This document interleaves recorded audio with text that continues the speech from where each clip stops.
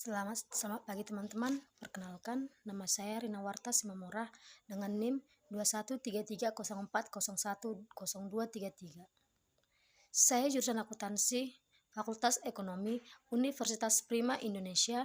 Dengan ini akan menyampaikan atau mempresentasikan dengan judul Sistem Penggajian dan Pengupahan pada mata kuliah Sistem Informasi Akuntansi dengan dosen Bapak Dr. Hotua Samosir.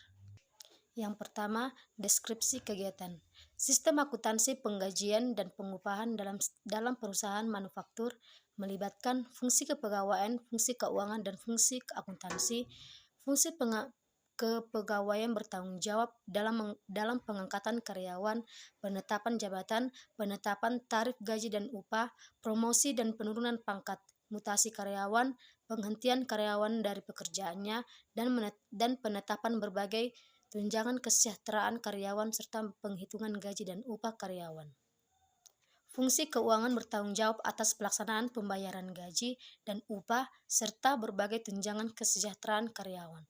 Fungsi akuntansi bertanggung jawab atas pencatatan biaya tenaga kerja dan distribusi biaya tenaga kerja untuk kepentingan perhitungan harga pokok produk dan penyediaan informasi guna pengawasan biaya tenaga kerja. Sistem penggajian adalah mengembangkan sekumpulan prosedur yang memungkinkan perusahaan untuk menarik, menahan, dan memotivasi staf yang diperlukan, serta untuk mengendalikan biaya pembayaran gaji. Karena tidak ada satu pola yang dapat digunakan secara universal, maka prosedur ini harus disesuaikan dengan kebijakan gaji tiap-tiap organisasi dan hendaknya didasar atas kebijakan yang dianggap adil. Dan yang berikutnya pengertian. Gaji dan upah merupakan balas jasa yang diterima karyawan atas pekerjaan yang dilakukannya bagi karyawan. Gaji dan upah merupakan bentuk penghargaan atas pekerjaan dan prestasi kerjanya. Selain itu merupakan salah satu motivasi bagi mereka. Lain halnya dengan perusahaan. Bagi perusahaan, gaji dan upah merupakan beban untuk menghasilkan laba sehingga pengelolaannya harus dilakukan sedemikian rupa agar tetap efektif dan efisiensi. Pengertian sistem informasi sistem akuntansi gaji dan upah. Sistem akuntansi gaji dan upah digunakan untuk menetapkan, menerapkan, dan mengevaluasi serta pembayaran yang tepat yang digunakan oleh pimpinan untuk pengambilan keputusan yang diperlukan, baik yang berkaitan dengan motivasi maupun training atau development karyawan. Dan yang berikutnya, dokumen yang digunakan. Berikut adalah dokumen yang diperlukan dalam sistem akuntansi penggajian dan pengupahan.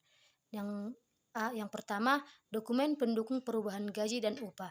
Dokumen ini pada umumnya dikeluarkan oleh fungsi kepegawaian berupa surat-surat keputusan yang bersangkutan dengan karyawan. Tembusan dari dokumen ini dikirim ke fungsi pembuat daftar gaji dan upah. Dan nomor 2, resensi. Dokumen ini mencatat jumlah kehadiran karyawan dan nantinya data ini menjadi pertimbangan bagian keuangan dalam pengambil keputusan. Dan yang ketiga, daftar gaji dan daftar upah. Dokumen ini berisi jumlah gaji dan upah bruto setiap karyawan dikurangi potongan berupa PPh pasal 21, utang karyawan, iuran untuk organisasi karyawan, dan sebagainya. Dan yang keempat, rekap daftar gaji dan daftar upah Dokumen ini merupakan ringkasan gaji dan upah per departemen yang dibuat berdasar daftar gaji dan upah. Perusahaan yang berdasarkan pesanan, rekap daftar gaji dan upah digunakan untuk membebankan upah langsung dalam hubungannya dengan produk kepada pesanan yang bersangkutan. Distribusi tenaga kerja ini dilakukan oleh fungsi akuntansi biaya. Dan yang selanjutnya, jaringan prosedur yang membentuk sistem. Sistem penggajian terdiri dari jaringan prosedur berikut ini. Yang pertama, prosedur pencatatan waktu hadir. Yang kedua, prosedur pembuatan daftar gaji. Dan yang ketiga, prosedur distribusi biaya gaji. Dan yang keempat, prosedur pembuatan bukti kas keluar. Dan yang kelima, prosedur pembayaran gaji. Sistem pengupahan terdiri dari jaringan prosedur sebagai berikut ini. Yang pertama, prosedur pencatatan waktu hadir, dan yang kedua, prosedur pencatatan waktu kerja, dan yang ketiga, prosedur pembuatan daftar upah, dan yang keempat, prosedur distribusi biaya upah, dan yang kelima, prosedur pembuatan bukti kas keluar. Dan yang keenam, prosedur pembayaran upah. Dan yang berikutnya, fungsi terkait. Fungsi-fungsi yang terkait dengan sistem akuntansi penggajian dan pengupahan adalah sebagai berikut. Yang pertama, fungsi PSDM atau HCD bertugas untuk merekap hasil presensi karyawan yang nantinya disetor ke fungsi keuangan. Dan yang kedua, fungsi keuangan. Fungsi ini bertanggung jawab untuk membuat slip gaji berdasarkan data yang telah diterima dari fungsi PSDM atau HCD dan membuat laporan penggajian. Dan yang ketiga, manajer memvalidasi semua kejadian yang telah dilakukan oleh fungsi-fungsi sebelumnya. Fungsi yang terkait dalam sistem akuntansi, penggajian dan pengupahan adalah sebagai berikut. Yang pertama, fungsi kepegawaian. Yang kedua, fungsi pencatat waktu. Dan yang ketiga, fungsi pembuat daftar gaji dan upah. Dan yang keempat, fungsi akuntansi. Dan yang kelima, fungsi keuangan. Pada berikut inilah saya akan memaparkan gambar dari flowchart penggajian. Dan yang berikutnya adalah unsur pengendalian internal. Hal ini mencakup struktur organisasi dan semua cara-cara serta alat-alat yang dikoordinasikan yang digunakan di dalam perusahaan dengan tujuan untuk menjaga keamanan harta milik perusahaan, memeriksa ketelitian dan kebenaran data akuntansi, memajukan efisiensi di dalam operasi, dan membantu dipatuhinya kebijakan manajemen yang telah diterapkan lebih dahulu atau Jaki Barituan 1990. Untuk tujuan di atas, terdapat elemen-elemen yang merupakan ciri-ciri pokok pengendalian intern. Pengendalian intern yang memuaskan meliputi 1.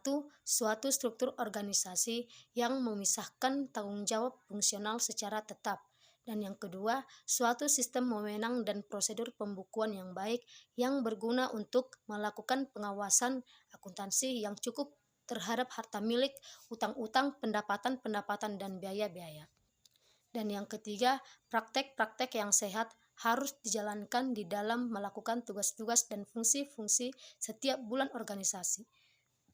Dan yang keempat, suatu tingkat kecakapan pegawai yang sesuai dengan tanggung jawab pengendalian intern dan dibutuhkan setiap perusahaan agar dalam menjalankan usahanya tidak menyimpang dari yang telah ditetapkan lebih dahulu. Unsur pengendalian intern dan sistem akuntansi penggajian adalah sebagai berikut atau Mulyadi 2001. Yang pertama, organisasi. Namanya tercantum dalam daftar gaji harus memiliki surat keputusan pengangkatan sebagai karyawan perusahaan yang ditandatangani oleh Direktur Utama. Dan yang kedua, setiap perubahan gaji karyawan karena perubahan pangkat, perubahan tarif gaji, tambahan keluarga harus didasarkan pada surat keputusan Direktur Keuangan.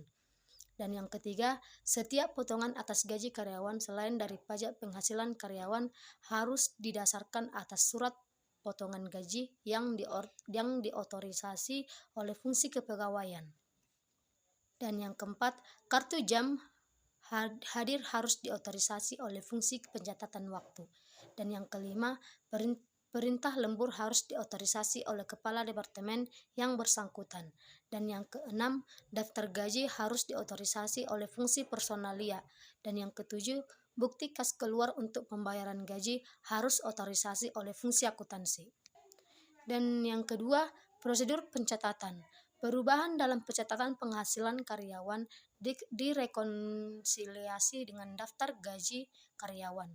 Kartu penghasilan karyawan diselenggarakan oleh fungsi pembuat daftar gaji dan upah untuk mengumpulkan semua penghasilan yang diperoleh masing-masing karyawan selama jangka waktu setahun. Informasi yang dicantumkan dalam kartu penghasil karyawan ini dipakai sebagai dasar perhitungan pajak penghasilan yang menjadi kewajiban setiap karyawan.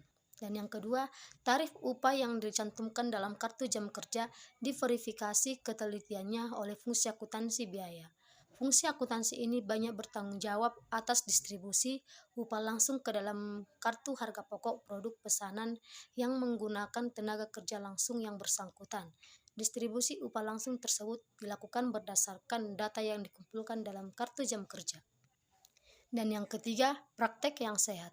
Yang pertama, kartu jam hadir harus dibandingkan dengan kartu jam kerja sebelum kartu yang terakhir ini dipakai sebagai dasar distribusi biaya tenaga kerja langsung.